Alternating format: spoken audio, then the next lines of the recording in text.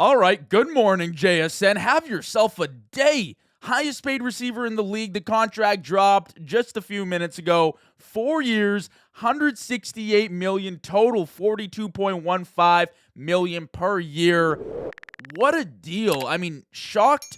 Not really. I kind of expected this to happen at some point coming off the season that he just had, but a little bit of an overpay. I mean, to be making over 7 million more than Justin Jefferson, to be making over 2 million more than any other receiver in the league, 42.15 million per year.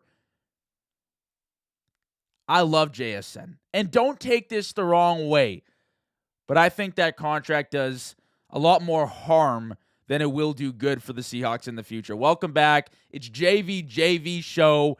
Quick hitter on the JSN contract that just dropped less than an hour ago. He becomes the top paid receiver in the league.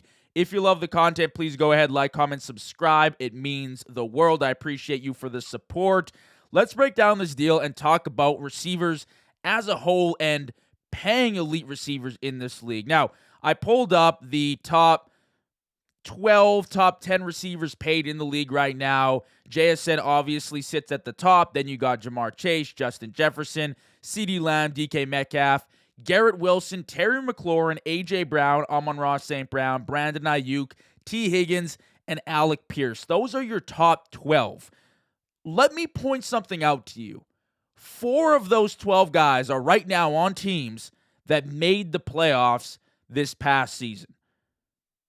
So 8 of the top 12 paid receivers in the league right now are on teams that missed the playoffs. And in the wild card round, we're on the beach enjoying a pina colada watching the NFL playoffs.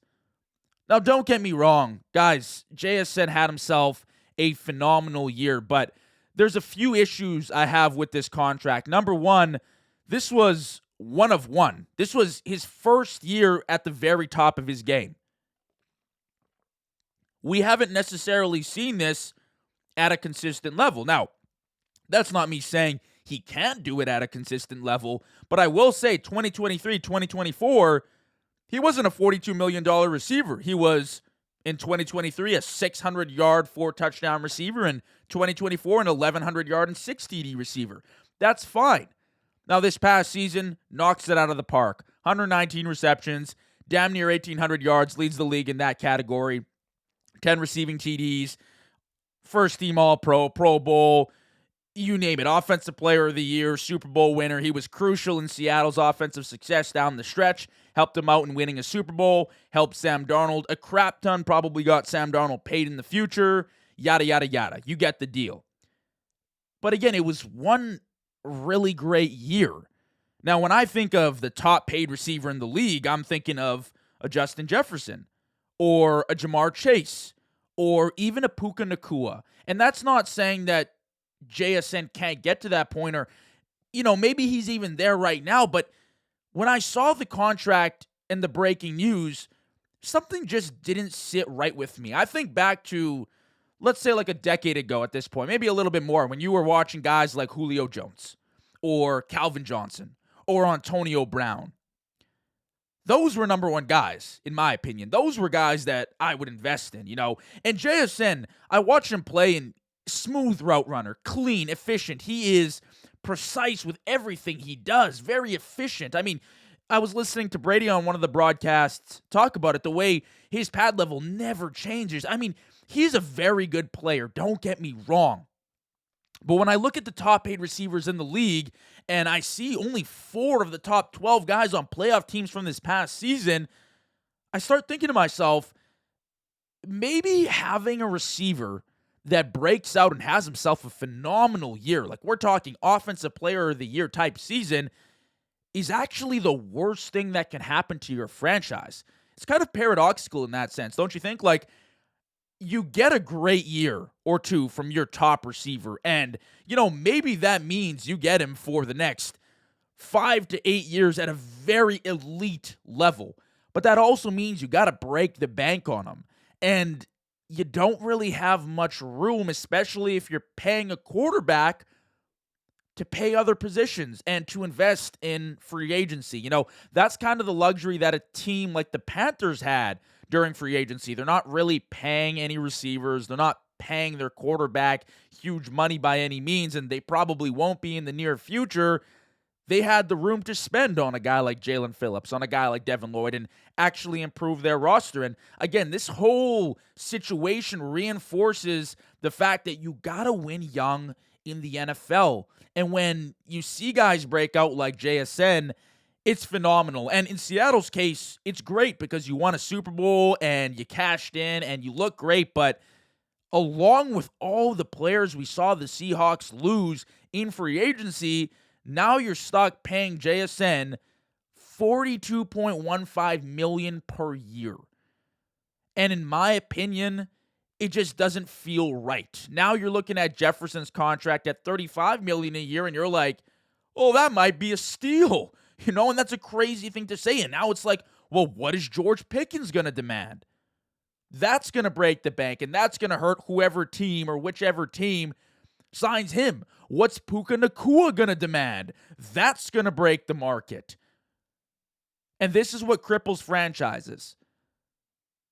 So if I'm Seattle, and you kind of probably knew this was going to happen, that's why you didn't make too many moves in free agency. You were anticipating this contract on the way.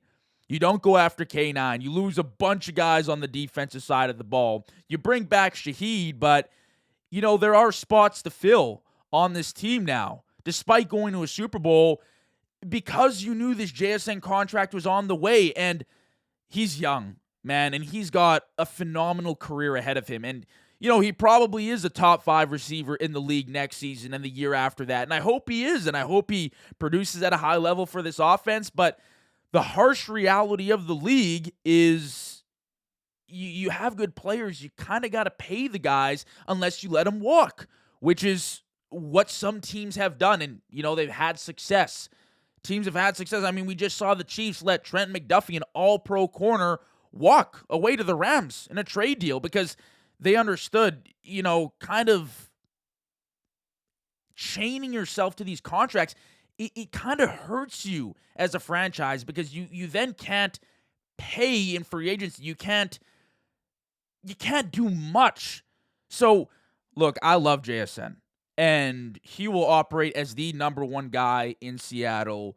But I go back to the video I just recently made. If you haven't checked it out, go ahead, look at it. It's my video on cornerbacks in the NFL, and my opinion on actually not paying elite cornerbacks in the league.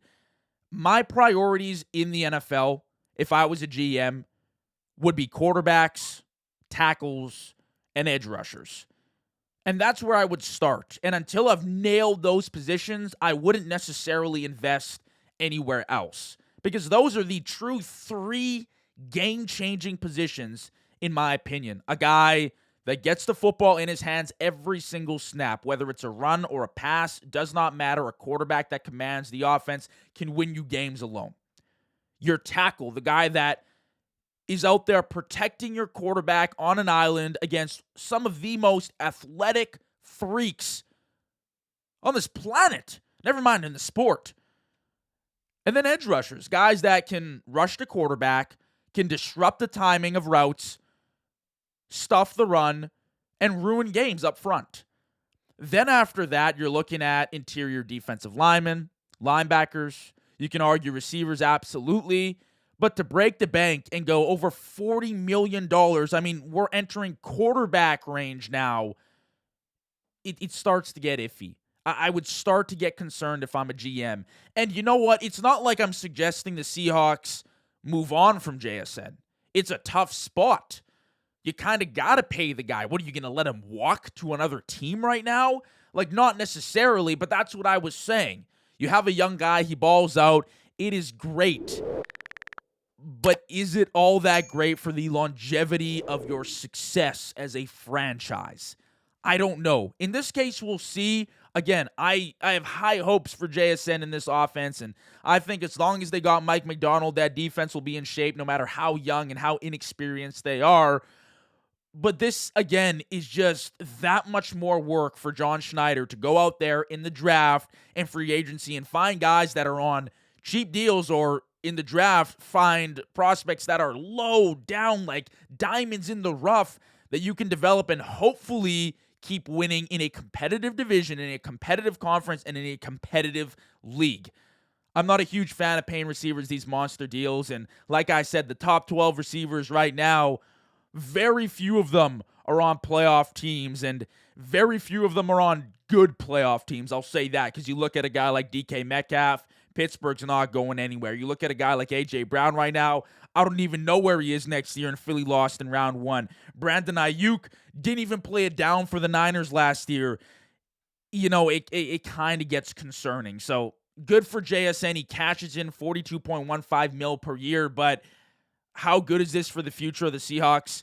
I don't know, man. If I'm looking at the track record of elite receivers right now paid in the league, it's not all that great.